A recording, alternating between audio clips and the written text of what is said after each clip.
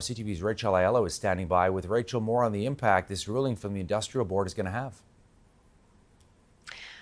Well, Todd, we're still trying to wait and see kind of what this means for this strike. But essentially, at this point, the Labour Minister Seamus O'Regan is saying that this continued strike is illegal, and he's pointing to this ruling from the Industrial Relations Board.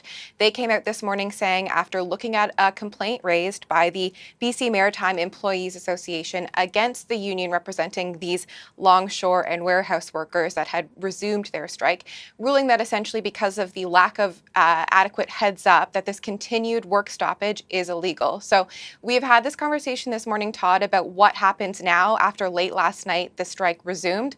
Seamus O'Regan, the Labour Minister, saying all options were on the table, and that would have included potentially a recall of Parliament. The House of Commons is not sitting during the summer, but if the government needed to pass back to work legislation to end this BC port workers strike, they would have to recall Parliament, bring MPs back, and push through that piece of legislation.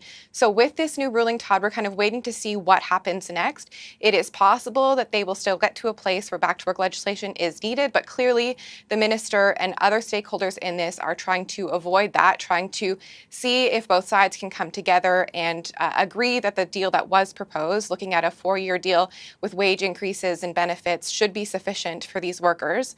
But at this point, it's kind of an evolving situation that we're keeping a close eye on here, Todd. All right, CTV's Rachel Aiello in Ottawa. Thank you, Rachel.